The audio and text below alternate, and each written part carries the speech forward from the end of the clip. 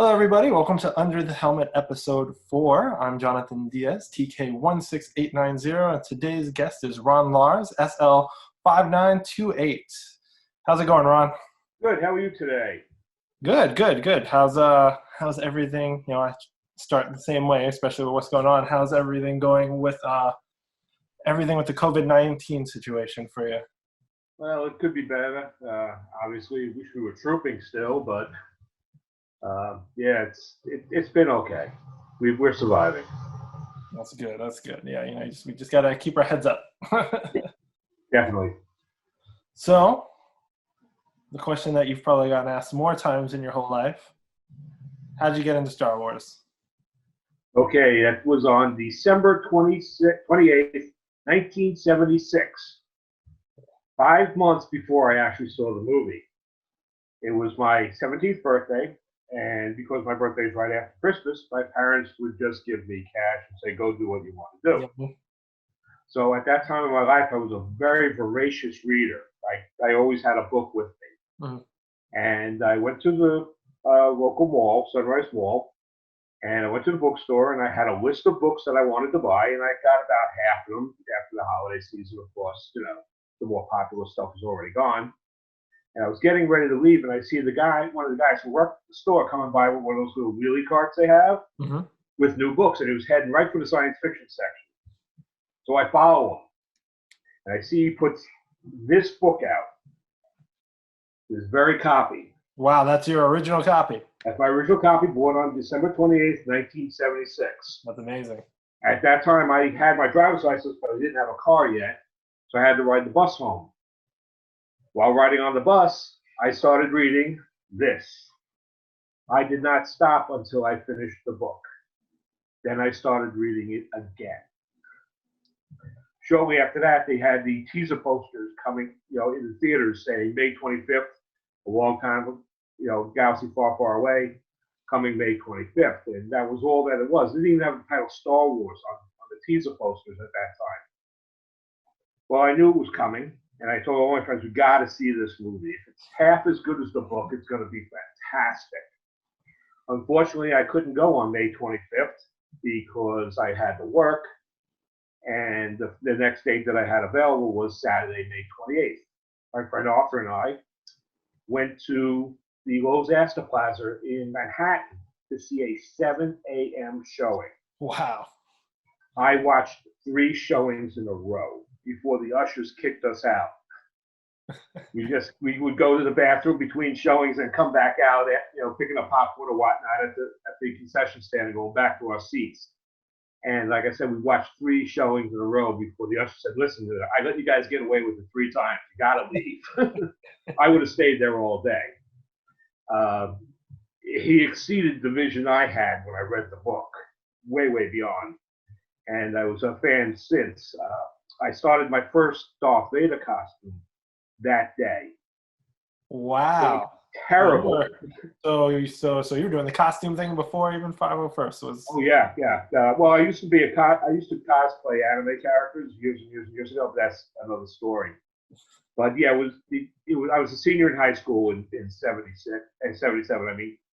And senior dress up week was coming up the very next week. And Wednesday was movie day. So I said, I'm going to be the coolest character anyone's ever seen.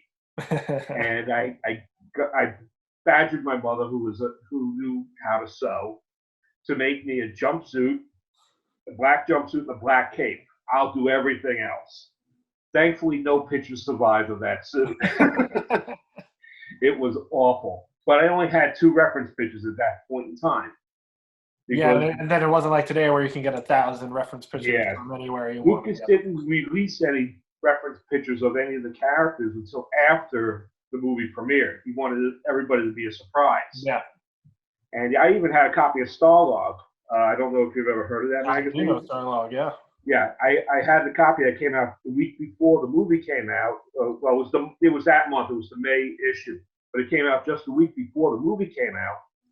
And it had no pictures of Darth Vader in it. It had pictures of the X-Wings. It had pictures of Han, Luke, and Leia. Even had pictures of Chewbacca.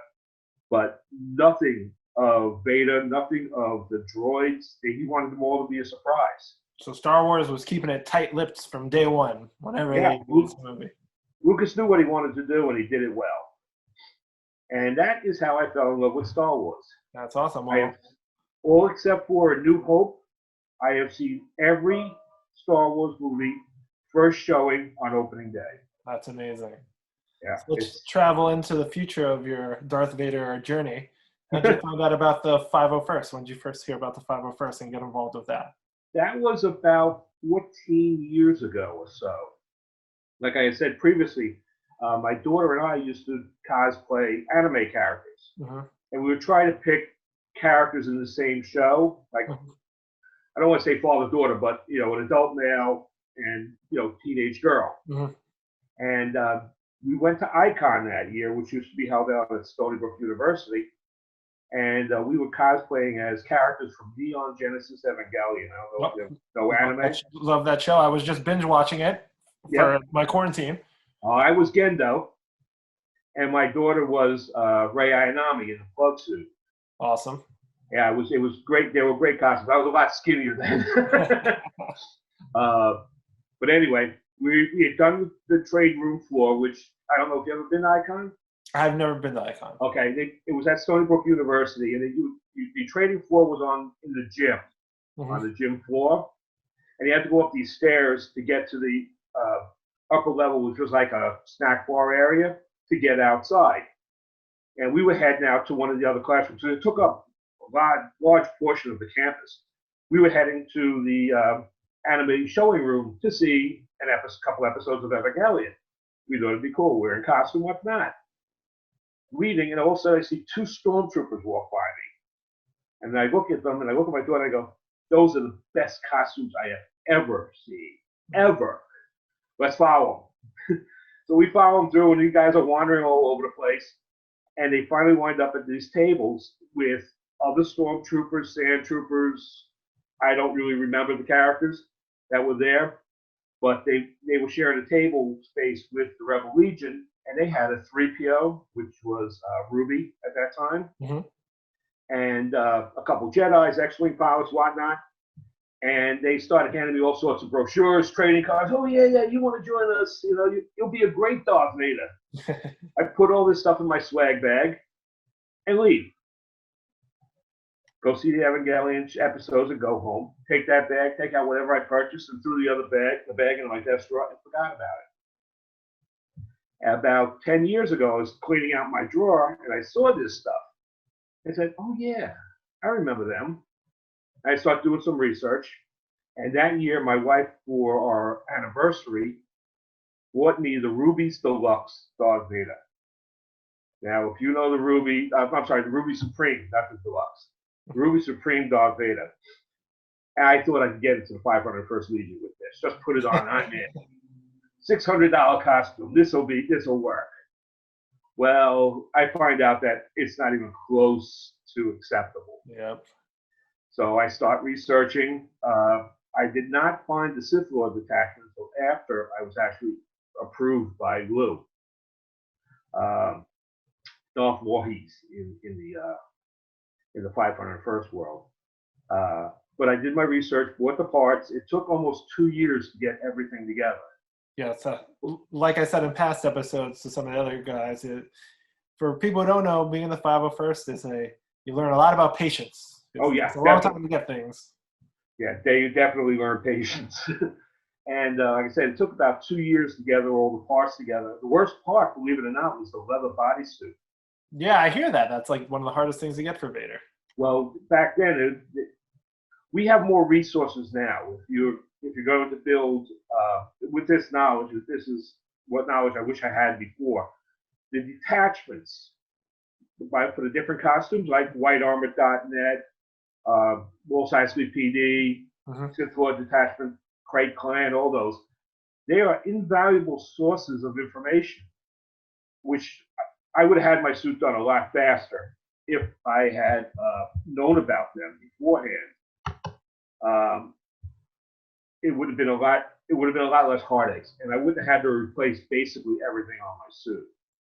Because as my suit stands right now, the only part that is the same as what I got approved with is my leather bodysuit. I have 3 of them, but I still use my original one. That's Everything awesome. else has been replaced at least once, some piece parts 2 or 3 times to get more accurate parts. I have at the moment 6 Vader helmets, Wow. and I really only use one. The other ones I had tried, had a lot of hope for one, but it's just too small for my big buck, my big melon. Uh, but yeah, I wish I had that resource when I was building. So I've known you since I started, and I Yeah, remember seeing your Darth Vader costume and going, wow, that is one of the best Vader costumes I've ever seen. thank you. I know you put a lot of time and money into it. Hmm. How'd you go about building it? Did you make some of the parts yourselves? Were they all outsourced? For the people who don't know, how'd you go about your building process? I outsource all my parts, Hmm. but I improve where possible. Hmm. Like people are going to say this is stupid, but it's this attention to detail that puts the 501st at the level we're at. Oh, yes. The shoulder armor for Darth Vader in Return of the Jedi, he has a little hook on it, Hmm. and that holds your cape chain. Well, first off, the cape chain that everybody's been using for years is what they call aglock. It's like a plastic chain that you use to tie plants up with when you're doing, like arboretum type places. They use that to tie branches on trees and whatnot, and it's very versatile. Well, the stuff that's made here in the United States is black. The stuff that they make in England and the UK is gray. I bought 100 feet of it from the UK just so I have the correct gray color. The hook, which I was starting to talk about, it has always been just basically a piece of brass that you would then paint the gray on the armor. And if it wears, that's fine because it does that through Return of the Jedi. You can actually see the progression if you watch the scenes in the film in the order they were filmed.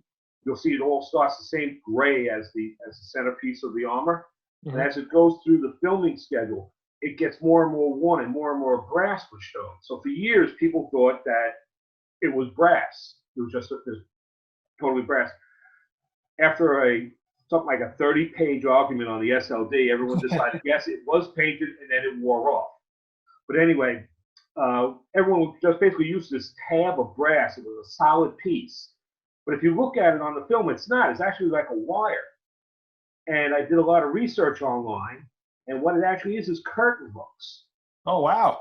And they don't make them out of brass in the United States. They never did. They made them out of steel in the United States. They made them out of brass in the UK. They stopped making them out of brass in the 70s. So these were vintage to begin with. I tracked down about, I think it's 50 I had to buy in order to get one. Well, now you have a bunch, and I give them out. Looking for them. Yep, I give them out to other Vaders who are doing Return of the Jedi. I give them out all the time. Awesome. On my belt boxes, the LEDs, the red LED, was made in Germany, and you can't get them imported from Germany for some reason. They don't sell them. I had to actually have a friend in the UK buy a set and then send them to me, and I changed mine out. So this way, it's the same exact part number as the original one, except for LED instead of incandescent bulb. LEDs, they just don't leak the batteries up as fast. That's why we switched over to LED. And they're slightly brighter, but that's the fanaticism. That's awesome. So you've been doing this 10 plus years. 2011. And you've trooped how many number of troops have you done for the viewers? As of right now, 431. That is crazy. Even for people who don't know, even for the amount of years that he's been doing this, that is a absurd amount of troops. Yeah, my record year was 3 years ago. I did 80 troops in 1 year.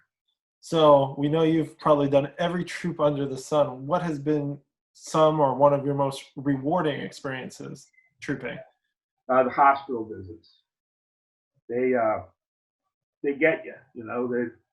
They make you feel good and bad at the same time. You're sad for these kids, but you're glad that you're giving them that 5-10 minutes you're with them to forget about how bad they are. Yeah, sure. They're the most rewarding troops. I will never turn down a hospital troop. Mm-hmm. I will always do a hospital troop as Vader. I won't do it as my officer because I feel the kids don't want to see a guy in a black suit. They want to see armor. They want to see Darth Vader. They want to see, Yeah. you know, that sort of thing. Boba Fett, whatever. They don't want to see a guy who's basically, you know, just wearing clothes. So there's nothing wrong with that because I do have an officer as well. But for that type of situation, I think you're quite correct. You want to go all out for the kids. Yeah, exactly. It's also a lot better wearing a helmet in those situations because it does. Oh yeah, because there are times you get teary-eyed. Being a parent, you know. You also, for the people that are 501st members and are familiar with the 501st and are familiar with the 501st cast, you are I don't know if they still say it, but they used to call you the Lone Vader. You've done so many solo troops. Yep. They interviewed me. How's that experience? Solo trooping? It's nice to have company. But you got to cover the troops. You know, if an event comes up and no one else signs up for it, I still got to be there. Somebody's got to do it. And you know, you wish you had more company, you know, when it happens. And it doesn't happen that often, but it happens a few times a year. Sometimes it seems like they're doing a whole lot of them in a row. But we're a total volunteer organization, so everybody has other obligations that they have to cover. Like if we were still trooping now, there was a whole bunch of troops coming up in the end of May, which I could not have done because I was going to be in Florida. So I understand, you know, people can't, you know, do a troop because they have other obligations, be it family, vacations, work, whatever. Because I had to, actually last December, I had to cancel a couple troops I was supposed to do on a weekend because I was working on a very, very big project at work and I had to work through the weekend. So I had to cancel, I think, 2 events that I was supposed to do. Fortunately, I was able to get other people. Well, one of them I was able to get somebody to cover. The other one, there was just no Vader. Nothing I could do about it. You have to work. Now, besides you doing, you know, you do a lot of solo troops sometimes. You're also, when you do your solo troops, your wife is a big part of our group. We have a lot of members, wives or girlfriends or kids that help out tremendously, that are members in their own right, just from helping out. So I know without your wife, you couldn't put on your suit by yourself, you know? Yeah. No, Vader, you cannot suit up alone. There are people who do, but my version, you can't. The way I have my suit rigged up, you really can't. It's a hard suit to begin with. It's a very hot, uncomfortable, heavy suit. It weighs about 70 pounds altogether.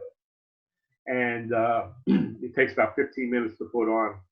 But I can't put my, because of the restriction of movement, I can't put on my cape by myself. And obviously I can't put my helmet on because I can only bring my hands up this high.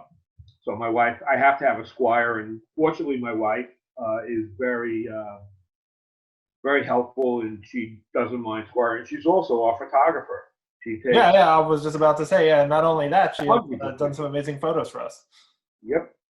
I have about 4 terabytes worth of photos that she's taken over the years.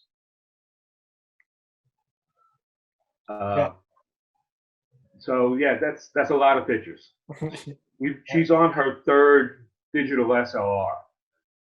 That's crazy. Yeah, I know. I remember when I was doing public relations, she would send me pictures all the time, and I always knew if you were there, I was going to have good pictures to post. Yep. Yeah, that's one of the things she does, and she's great at it. So with the whole COVID-19 situation and stuff, what are some things that you have been doing to stay active in the 501st community? Well, we did the first virtual troop. I plan on doing the second one. If the weather had not been so bad, I was going to suit up today to make a couple videos today, but it's not going to happen, obviously, with the weather. It was just too awful. And yesterday I was too busy doing gardening, which I haven't had a chance to do. I've been printing up the strain release for the masks. Oh, that's awesome. for David, who's Scarbucket. He's a member of ours, and also Laura and Rocky. Yep. I've been making them up for them.